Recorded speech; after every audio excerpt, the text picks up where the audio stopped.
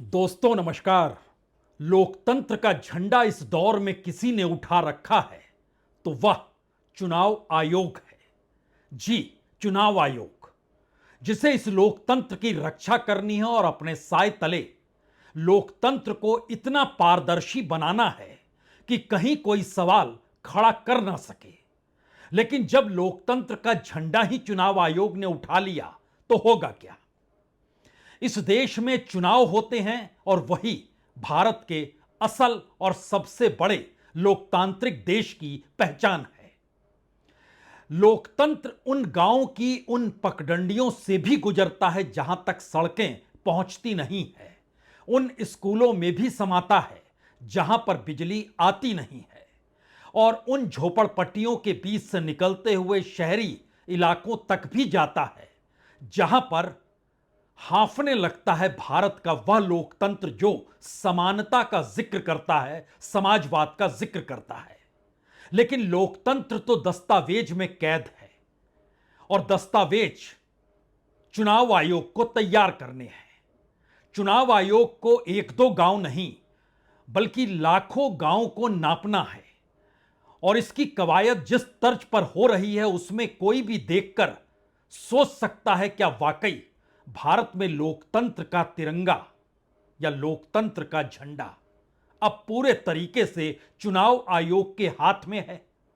यानी देश के भीतर तमाम मुद्दे, राजनीतिक दलों की आपसी टकराव और इन सब के बीच चुनाव में मुद्दों का उभरना और जनता का अपने नेता को चुन लेना कोई मायने रखता नहीं है।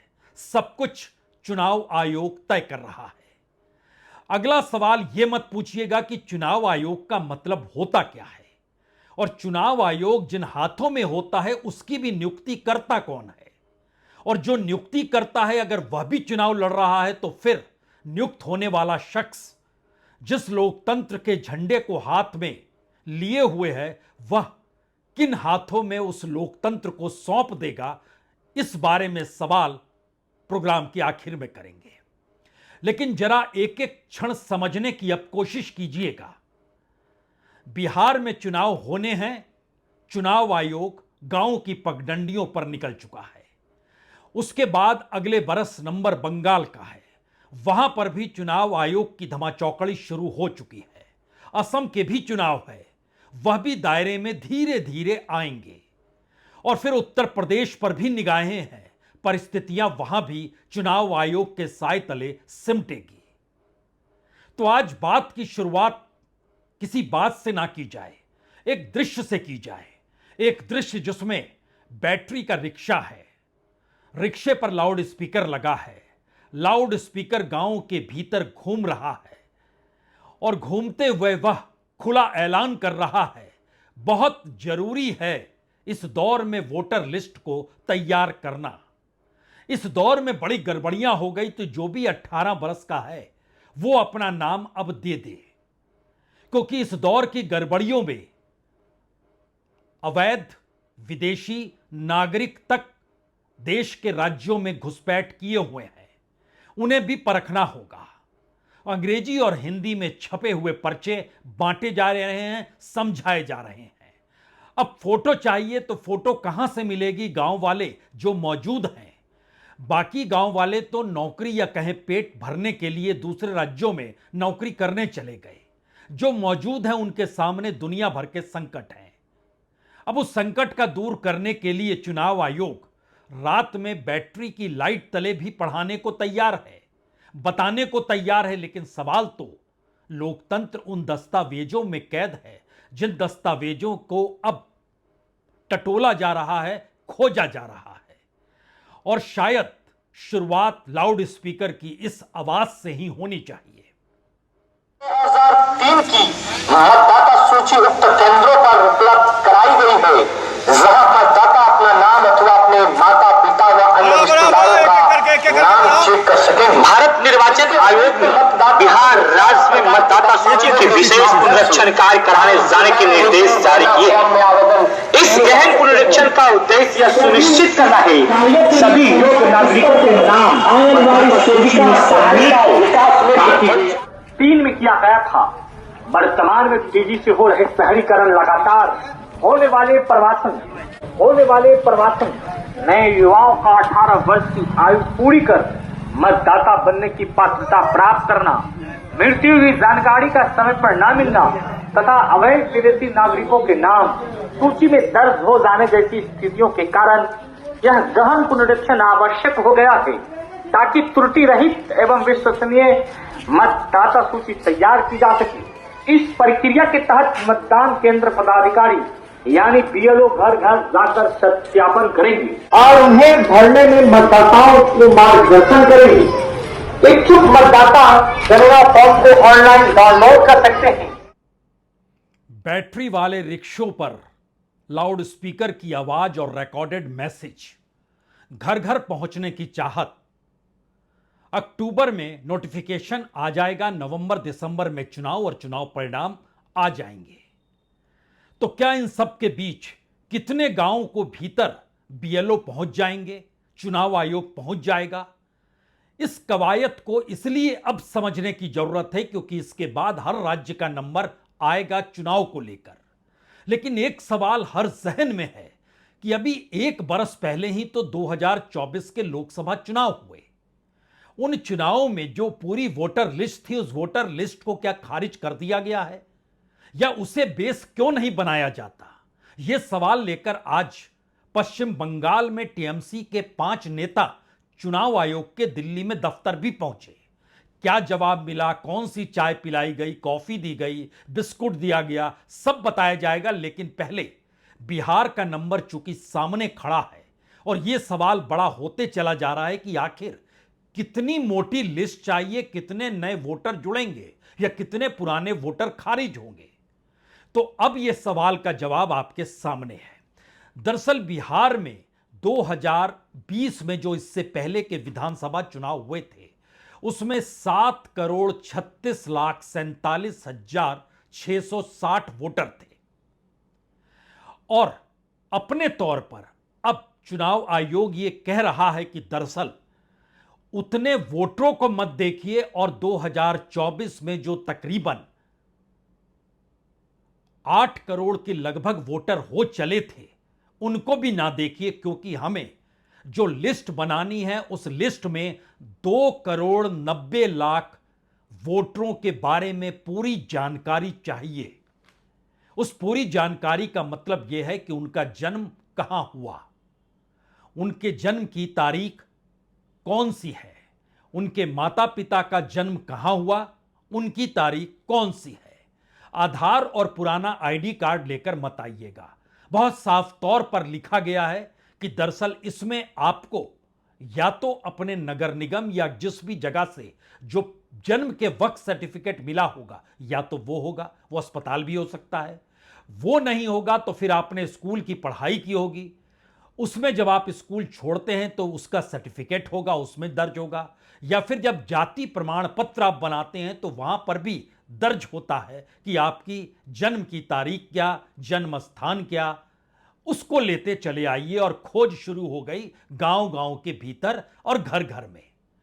अंग्रेजी के फॉर्म ज्यादा हैं, हिंदी के कम हैं, हालांकि हिंदी के फॉर्म का जुगाड़ कर लिया गया है। लेकिन 2,90,00,000 वोटरों के बारे में पूरी जानकारी चुनाव आयोग को इस वक्त चाहिए।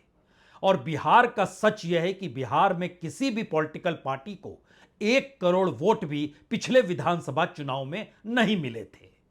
यानी इस 2,90,00,000 वोटर किस इलाके में है, किन जगहों पर है, वो जगह कौन सी है, किस जाति का प्रभाव है, किस धर्म के लोगों का प्रभाव है, क्या वो सीमांकन का इलाका है, यानी सीमांचल के इलाके में जहां पर AIMIM सिर्फ 5 लाख वोट पाती है और 5 सीट जीत जाती है, या फिर उन इलाकों में जहां पर RJD का वर्चस्व है, या फिर उन इलाकों में जहां पर जनता दल यूनाइटेड का वर्चस्व हुआ करता था और पिछली बार उसे 64,85,000 वोट मिले और उसको सिर्फ 43 सीटें मिली। यह गणित दरअसल वोटों के इर्द गिर्द सो सिमट रहा है, लेकिन अभी तक कौन से जिले में सबसे ज्यादा मुश्किल हालात हैं, किन गांवों की तादाद किस जिले के भीतर आती है, ये सारी चीजें अभी गायब है। सिर्फ पहला आंकड़ा निकल कर आया है 2,90,00,000 वोटरों के बारे में हमको पूरी जानकारी चाहिए, उसी के बाद हम इसको तैयार कर पाएंगे। और इसके लिए जो फॉर्म अलग अलग जगहों पर बांटे जा रहे हैं, उसके जरिए हर किसी के दस्तावेज सामने आ जाने चाहिए। यानी वह पुराने सवाल हैं कि बिहार के कई गांवों में बाढ़ आया हुआ है, वो पुराना सवाल है कि बिहार के 80 लाख वोटर से लेकर 1.25 करोड़ वोटर तक प्रवासी मजदूर के तौर पर बाहर रहता है। यह पुराना सवाल है कि जो उनका जन्म हुआ उनके पास कोई सर्टिफिकेट बिहार में आज भी नहीं बन पाता है, ऐसे गांव की तादाद भी है। लेकिन ये सारे सवाल कोई मायने नहीं रखते हैं, क्योंकि जो फॉर्म दिया जा रहा है, जो फॉर्म बांटा जा रहा है, उस फॉर्म को देख लीजिए और हर हाथ में फॉर्म देकर चुनाव आयोग फोटो खींच रहा है और बता रहा है कि देखिए हम कितनी मशक्कत कर रहे हैं। लेकिन उन तस्वीरों को देखने से पहले एक सच और जान लीजिए। आरजेडी को वोट मिले थे 97,38,38,855 और उसके विधायक जीते थे 75। बीजेपी को मिले थे 82,02,067 वोट और उसके विधायक थे 74, यानी सिर्फ एक कम। और इसीलिए उसमें जनता दल यूनाइटेड के 43 विधायक जुट गए तो सरकार बन गई। लेकिन दूसरा सवाल एक और है, यहां पर बड़ा महत्वपूर्ण है। जिन इलाकों में आरजेडी और कांग्रेस और सीपीआई एमएल का वर्चस्व रहा और जिन इलाकों में बीजेपी जनता दल यूनाइटेड का वर्चस्व रहा, इन दोनों इलाकों के बीच चुनाव आयोग के अधिकारी तो मौजूद हैं। लेकिन इस वक्त जिन इलाकों में लगभग 80% की तेजी के साथ काम हो रहा है, वह पूरे तरीके से सीमांचल का इलाका बहुत ताजी स्थिति में मौजूद नजर आता है। गंगा पार की परिस्थिति कहीं ज्यादा मजबूत नजर आती है, वो मधुबनी है, खगड़िया है, दरभंगा का इलाका है। इन इलाकों में बड़ी रवानगी के साथ हो रहा है, तो इसको पॉलिटिकल पार्टी समझ रहे होंगे अपने तौर पर। लेकिन पहले इस तस्वीर को देख लीजिए, जो फॉर्म है और जिस फॉर्म को थमा दिया गया है और जिस तरीके के गांव गांव में घूमा जा रहा है।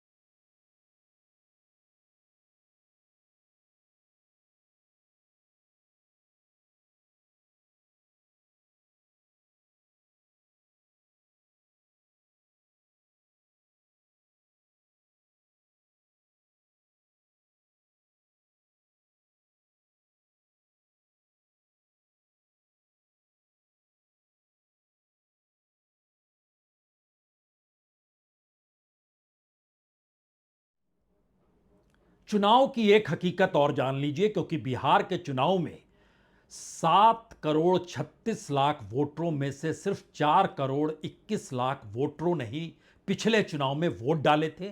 3,14,00,000 वोट नहीं पड़े थे।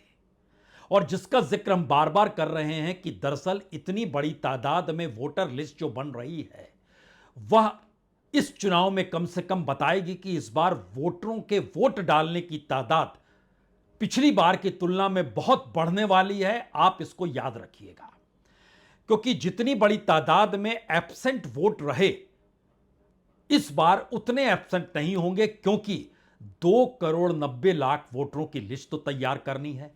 इसी परिप्रेक्ष्य में पश्चिम बंगाल के भीतर का भी एक सच है कि पश्चिम बंगाल में पिछले चुनाव में यानी 2021 में 7,29,00,000 कुल वोटर थे, जिसमें वोटिंग हुई थी 6,32,00,000 की। यहां पर ज्यादा परसेंटेज वोट देने वालों का था। इनवैलिड वोट तकरीबन 96,000 थे।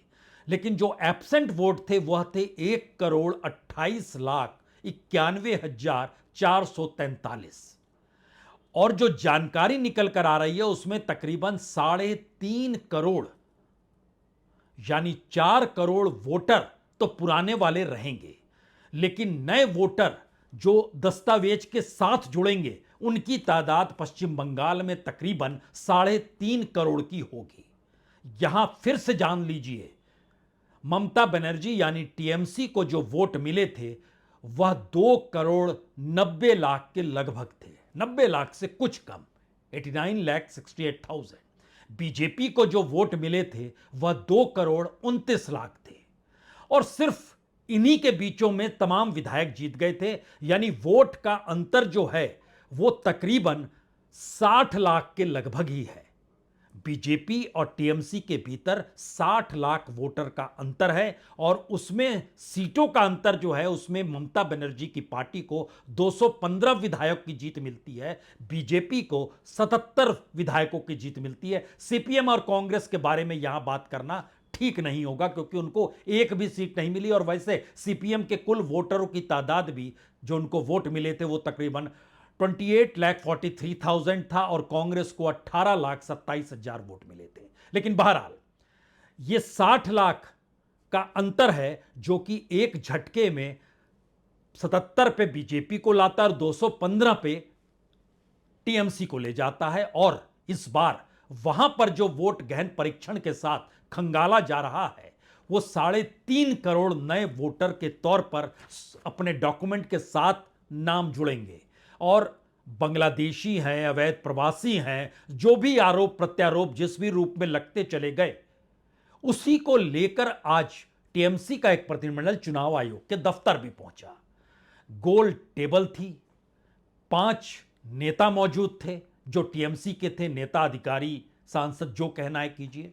बढ़िया चाय पिलाई गई, बिस्कुट दिया गया, पूरी बात सुनी गई और कहा गया आप ही की बात मानी जाएगी, सब आप ही के साथ होगा, जैसा आप कहेंगे वैसा ही होगा, कोई दिक्कत नहीं है, सारी चीजें हो जाएंगी।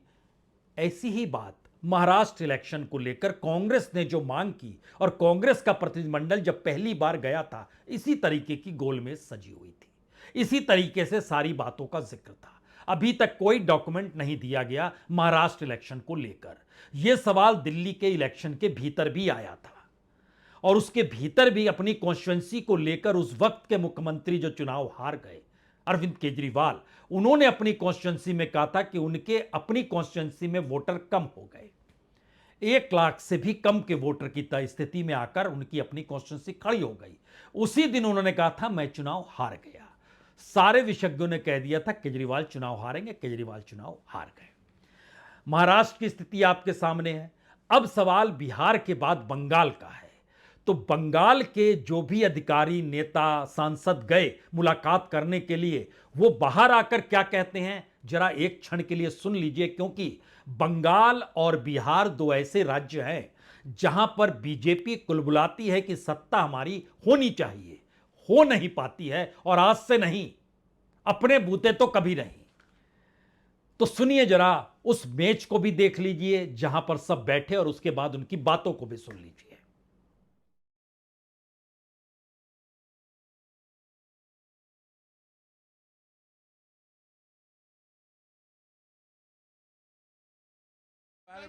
वो बात क्या आप जो 2003 को बोला है तो 2024 में तो इलेक्शन हुआ, 2024 में जो इलेक्शन हुआ है उसको क्यों नहीं बेस लेवल पकड़ता है? आप 2003 के क्यों पकड़ता है?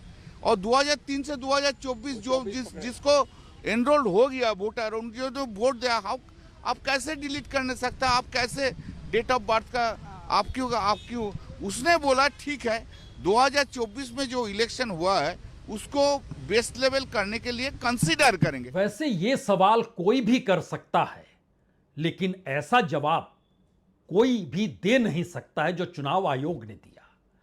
टीएमसी के नेताओं का कहना है 2024 को आप बेस बना लीजिए ना, क्योंकि 2024 में लोकसभा चुनाव हुए, अब तो विधानसभा चुनाव का वक्त आ रहा है जो अगले बरस होना है।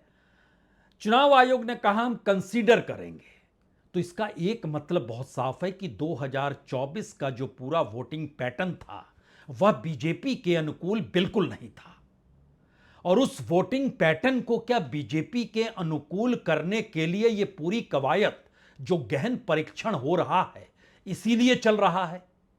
क्योंकि हमने शुरू में आपसे कहा कि दरअसल इस देश में लोकतंत्र का झंडा चुनाव आयोग ने उठा लिया है, और चुनाव आयोग जब झंडा उठाता है तो फिर वो कोई भी काम कर सकता है, क्योंकि उसकी ताकत लोकतंत्र की रक्षा करने को लेकर है। और पिछले दिनों उसने लगभग 345 रजिस्टर्ड अनरिकॉग्नाइज्ड पॉलिटिकल पार्टी का लाइसेंस रद्द कर दिया, यह कहते हुए रद्द कर दिया कि आपने 6 साल से चुनाव नहीं लड़ा है, तो अब हम आपके जो आपने हमारे पास ही तमाम डॉक्यूमेंट्स देकर पॉलिटिकल पार्टी बनाई थी उसको हम रद्द कर रहे हैं। तो झंडा उठा लिया चुनाव आयोग ने। आप फिर सोच रहे होंगे इसमें गड़बड़ी क्या है? इसमें गड़बड़ी यह है कि 2002 में बकायदा यह मामला सुप्रीम कोर्ट के समक्ष गया था। वह पूरा मामला Congress versus institute of social welfare and others का था, और उसमें यह साफ तौर पर कहा गया था कि इलेक्शन कमीशन के पास यह पावर ही नहीं है कि वह किसी रजिस्टर्ड पॉलिटिकल पार्टी के रजिस्ट्रेशन को ही खत्म कर दे। वो तभी कर सकता है जब वो पॉलिटिकल पार्टी जो बनी है वह फ्रॉड साबित हो रही हो, वो गलत तरीके से देश के भीतर पैसा ला रही हो, एंटी कॉन्स्टिट्यूशनल हो गई हो, अनलॉफुल कार्रवाई कर रही हो। लेकिन नहीं, कारण बताया गया कि आपने 6 साल से कोई चुनाव नहीं लड़ा है, इसीलिए यह रद्द करते हैं। अब सवाल यह है कि इस देश के भीतर कई मौके आए जब पुरानी बनी पॉलिटिकल पार्टी का नाम लेकर इस देश में चुनाव कई पॉलिटिकल पार्टीज के नाम पर लड़ा गया। जनता पार्टी भी एक झटके में नहीं बनी थी, वो पहले से बनी हुई थी, लेकिन इलेक्शन कमीशन ने चूंकि लोकतंत्र का झंडा उठाया है तो फिर यह भी समझना होगा कि दरअसल जो तमाम डॉक्यूमेंट्स दिए जाते हैं किसी भी पॉलिटिकल पार्टी को बनाने को लेकर, उसके पीछे मंशा सामान्य तौर पर दो ही मानी जाती है कि एक तो टैक्स से छुटकारा मिल जाएगा, दूसरा तकरीबन 20,000 तक का डोनेशन मिल जाएगा। इस देश के भीतर में 2,800 पॉलिटिकल पार्टी रजिस्टर्ड है। 2024 के चुनाव में 750 पॉलिटिकल पार्टी ने चुनाव लड़ा, लेकिन 345 रजिस्टर्ड अनऑर्गेनाइज्ड पॉलिटिकल पार्टी का जो पूरा लाइसेंस खारिज किया गया, उसके दायरे में वही पॉलिटिकल पार्टी ज्यादा है जहां पर आने वाले वक्त में 4 राज्यों में चुनाव होने हैं, इस साल और अगले साल। यूपी का भी जोड़ सकते हैं, क्योंकि यूपी से जुड़ी हुई भी जो पॉलिटिकल पार्टीज हैं उनकी संख्या भी लगभग 16 है, 16। तो इलेक्शन कमीशन जब उठा चुका है तो एक बड़ा व्यापक सवाल इस दौर में अखिलेश यादव ने खड़ा किया। अखिलेश यादव ने कहा, दरअसल ये चुनाव आयोग जितने लोगों को काम पे लगा रहा है, इतनी बड़ी तादाद तो अधिकारियों के तौर पर उसके पास है ही नहीं। मसलन बिहार में 77,000 बीएलओ काम कर रहे हैं, तो दरअसल चुनाव आयोग अलग अलग डिपार्टमेंट से लोगों को ले लेता है अपना काम करवाने के लिए। उसमें कुछ शिक्षक भी होते हैं, कहीं पर कोई क्लर्क के तौर पर काम कर रहा होता है, जहां से भी वो चाहे ले सकता है और वो ले लेता है। अखिलेश यादव ने सवाल खड़ा किया, कहीं ऐसा तो नहीं है कि ये सारे लोग जो लिए गए इनकी विचारधारा संघ की विचारधारा से मेल खाती हुई हो, और ये संघ से जुड़े हुए ही लोग हों, और उन्हीं के जरिए अब नए वोटर लिस्ट की तैयारी की जा रही हो, और पहले बिहार फिर बंगाल और उसके बाद होते होते उत्तर प्रदेश तक ये आग आएगी ही। तो क्यों नहीं इनके बारे में जानकारी हासिल की जाए? और जानकारी हासिल की जाए का मतलब यह है कि अब तमाम पॉलिटिकल पार्टीज को किस देश में मेन स्ट्रीम मीडिया तो कोई काम करेगा नहीं, वह तो सरकार के अनुकूल रहेगा। तो क्या जिस तरीके से जो काम पश्चिम बंगाल में टीएमसी वोटर आइडेंटिटी कार्ड को करती रही, जिस तर्ज पे काम दिल्ली के भीतर अरविंद केजरीवाल की पार्टी आम आदमी पार्टी ने किया, जिस तरीके का काम महाराष्ट्र के भीतर कांग्रेस या शिवसेना नहीं कर पाई, या जिस तरह का काम तमिलनाडु के भीतर भी स्टालिन ने डीएमके के कार्यकर्ताओं को लगाकर किया कि वोटर लिस्ट पर निगरानी तो रखनी होगी, और आखिर में वोटों की गिनती के वक्त सभी की मौजूदगी होनी चाहिए। यानी जो काम निष्पक्षता के साथ होना चाहिए, जो काम ट्रांसपेरेंट तरीके से होना चाहिए, उसी काम को करने वाली संस्था की निष्पक्षता और पारदर्शिता पर सवाल कोई दूसरा नहीं तमाम पॉलिटिकल पार्टीज उठाने लगे और बात अब विचारधारा तक चली गई है। सोशल मीडिया में एक अच्छा खासा उन्होंने छोटा सा हिस्सा लिख डाला। जरा उसको देख लीजिए। जो उन्होंने लिखा है उसका मजमून सिर्फ इतना है, जिनको भी काम पर लगाया गया हो उनके सगे संबंधी, उनसे जुड़े हुए लोग या वो खुद आरएसएस से जुड़े हुए तो नहीं हैं, सिर्फ इसकी जांच करनी जरूर चाहिए।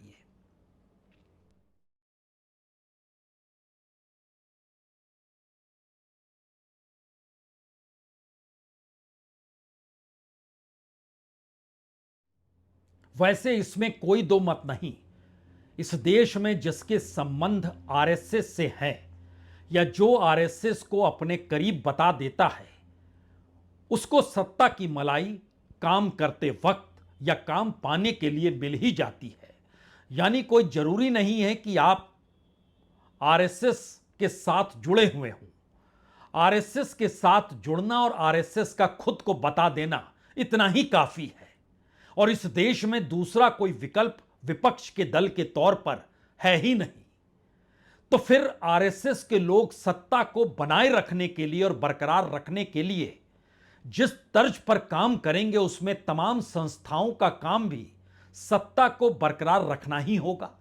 इसीलिए ध्यान दीजिए, इस देश में निष्पक्षता का सवाल सबसे पहले सीबीआई को लेकर उठा, उसके बाद इनकम टैक्स वालों को लेकर उठा, उसके बाद इन्फोर्समेंट डायरेक्टरेट को लेकर उठा। हाल के दिनों में यह सवाल पहले सीवीसी पर उठा, उसके बाद सीएजी को लेकर उठा। बात यहीं रुकी नहीं, उसके बाद यह सवाल इस देश में कम से कम निचले स्तर की जुडिशरी को लेकर तो उठ ही गया। खास तौर से तब जब सूरत की अदालत ने राहुल गांधी को 2 साल की सजा दे दी और बिना वक्त गंवाए राहुल गांधी का सरकारी बंगला और उनकी सदस्यता एक झटके में रद्द कर दी गई और मामला सुप्रीम कोर्ट में आया तो पलट गया।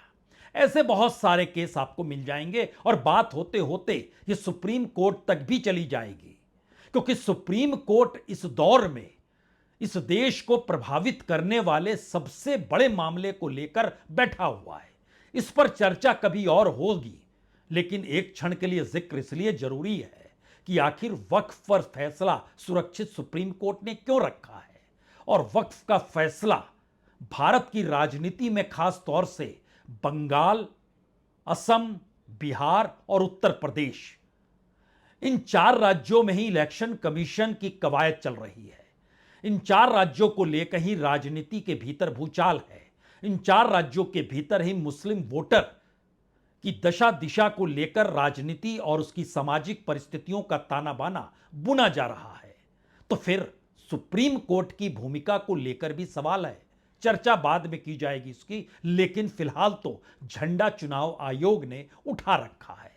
तो इस पूरी प्रक्रिया के भीतर जो भी मुद्दे इस देश के भीतर के उठेंगे, वो चाहे बेरोजगारी के हों, गरीबी के हों, असमानता के हों, इस देश की भीतर की उन परिस्थितियों के हो जिसके जरिए सामाजिक ताना बाना नफरत में तब्दील होता जा रहा हो, कोई मायने नहीं रखता है। क्योंकि चुनाव की लिस्ट अगर चुनाव आयोग इस तर्ज पर तैयार कर रहा है, जहां बिहार में उसे 2,90,00,000 लोगों के डॉक्यूमेंट्स के साथ सारी जानकारी चाहिए और बंगाल में तकरीबन 3.5 करोड़ लोगों की यही मशक्कत होनी है, और जब नंबर उत्तर प्रदेश का आएगा तो उत्तर प्रदेश की जानकारी अभी तक चुनाव आयोग के भीतर नहीं है, लेकिन जो जानकारी एवरेज के तौर पर निकल रही है वो तकरीबन 4.5 करोड़ की है। इतने नए लिस्ट बनेगी जो नए वोटरों के डॉक्यूमेंटेशन के साथ होगी। कौन कहां कैसे खड़ा है, कौन किस रूप में चुनाव लड़ेगा नहीं लड़ेगा, कौन सा मुद्दा किस रूप में काम करेगा, मौजूदा राजनीतिक सत्ता को डिगाने के लिए तमाम क्षेत्रीय राजनीतिक दल कमर कस चुके हैं, कोई मायने नहीं रखता है। क्योंकि जो इस चुनाव में प्लेयर है ही नहीं, वही इंपायर है, और वही किसी प्लेयर के साथ अगर खड़ा हो जाए तो क्या होगा। जी, लोकतंत्र का झंडा इसी को कहते हैं।